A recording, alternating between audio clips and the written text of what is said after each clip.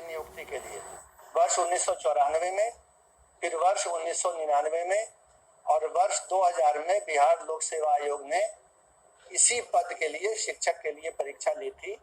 और तब भी यही नियम था उस परीक्षाओं में भी कि देश के किसी भी भाग का नागरिक परीक्षा में भाग ले सकता है और चयनित, और इसके आलोक में ही पहले चयन हुआ है। ये जो नियमावली थी जिसके आधार पर 1994, 1999 और सन 2000 में परीक्षाएं हुई, ये नियमावली उसके पूर्व 1991 में ही बनी थी।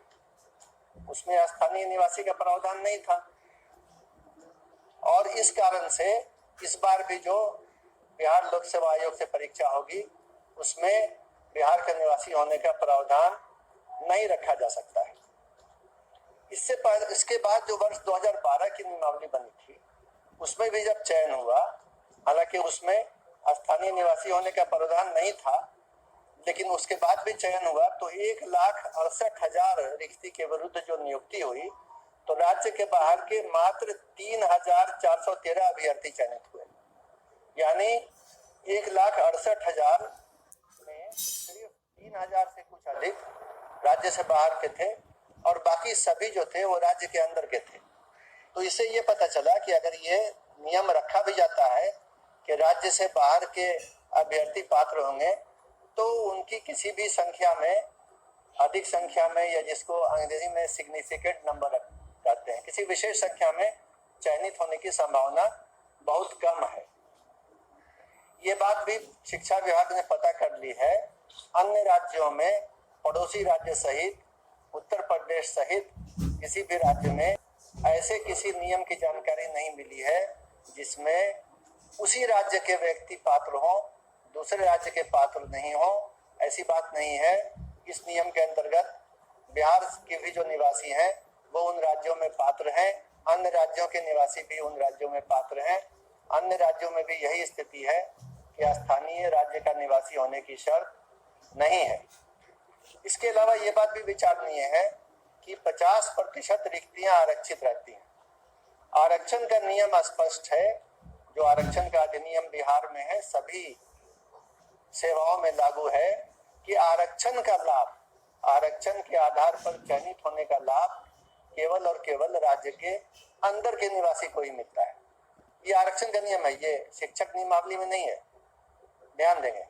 तो ऐसे भी चूंकि आरक्षण में ये नियम है और इस बार भी लागू होगा कि बिहार राज्य के अंदर के जो लोग हैं उन्हीं को आरक्षण का लाभ मिलेगा, तो 50% रिक्तियों पर तो आरक्षण के कारण बिहार के ही लोग चयनित होंगे।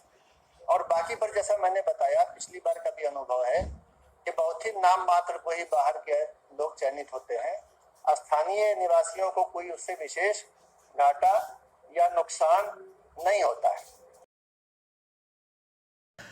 गुड इवनिंग फ्रेंड्स, स्वागत है आपका अपने चैनल द स्मार्ट ज्ञान अड्डा में। जी हाँ फ्रेंड, सरकारी डोमिसाइल नीति पर जो है आंदोलन रूपी मिसाइल भारी पड़ गया है। सरकार झुक गई है। जैसा कि 1 जुलाई को पटना के सड़कों को पाट दिया गया था शिक्षक अभ्यर्थियों के द्वारा, जिसका असर हुआ है कि अभी अभी जो है प्रधान सचिव जो है आमिर सुबहानी और शिक्षा विभाग के अपर मुख्य सचिव के पाठक के द्वारा जो बैठक की गई है मुख्यमंत्री और उप मुख्यमंत्री की अध्यक्षता में, और महत्वपूर्ण निर्देश जो जारी किए गए हैं। तो सीधे लिए चलते हैं अगले स्लाइड पर और देखते हैं क्या कुछ घटना क्रम हुआ। जी हाँ फ्रेंड्स, सबसे पहले आपको बता दें कि जो आंदोलन किया गया इस बाबत जो है 6 बजे शाम से बैठक रखी गई थी। डोमिसाइल नीति पर सरकार की कुछ अपनी पॉलिसी थी जिस पर जो है सरकार जो है जनता के बीच में रखना चाहती थी, और ये आंदोलन का ही असर था कि डोमिसाइल नीति पर सरकार को बैठना पड़ा। और डोमिसाइल नीति पर क्या कुछ खबर निकल करके आया, ये कयास लगाए जा रहे थे कि सरकार के तरफ से बिल्कुल अच्छी खबर निकल करके आएगी। जी हाँ फ्रेंड, और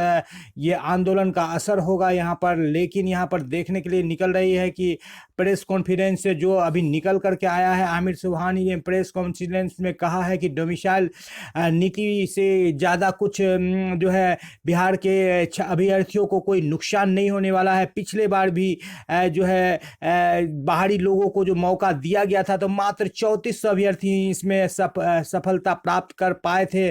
और यहाँ पर कहीं ना कहीं आमिर सुबहानी, चाहे प्रधान सचिव हो चाहे अपर मुख्य सचिव के पाठक हो, ये नीतीश के हाथ के कठपुतली नजर आ रहे रहे हैं, ये अपना डिसीजन नहीं ले रहे हैं और नीतीश कुमार यहाँ पर जो है अपने आप को प्रधानमंत्री के रूप में प्रमोट कर रहे हैं। जब से उन्हें कांग्रेस के सुप्रीमो राहुल गांधी ने एक तरजीह दी है एक नेतृत्वकर्ता के रूप में, जो है यूपीए यूनाइटेड प्रोग्रेसिव अलायंस यानी कि संयुक्त प्रगतिशील गठबंधन का एक अगुवा के रूप में चुना है, तब से जो है नीतीश कुमार की जो है कार्यशैली और राजनीतिक महत्वाकांक्षा बदल गई है और अपने आप को एक प्रधानमंत्री के रूप में वो आगे बढ़ रहे हैं। इसी का नतीजा है कि जिस डोमिसाइल के नीति से बिहार के छात्रों को नुकसान है, पूरे भारत के छात्र आएंगे यहाँ पर नौकरी करने, लेकिन उस पर जो है सरकार के जो है प्रधान सचिव और अपर मुख्य सचिव ने ये सफाई दी है कि इससे बिहार के छात्रों को कोई नुकसान नहीं होने वाला है और बिल्कुल क्वालिटी एजुकेशन के लिए ये करना बिल्कुल जरूरी है। जी हाँ फ्रेंड,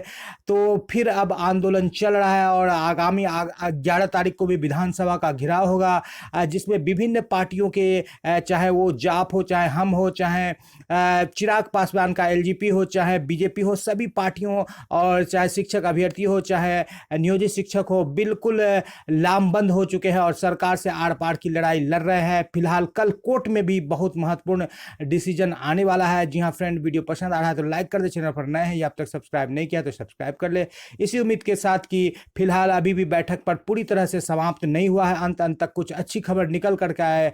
आपसे आपका दोस्त और होस्ट विदा लेता है। जय हिंद, जय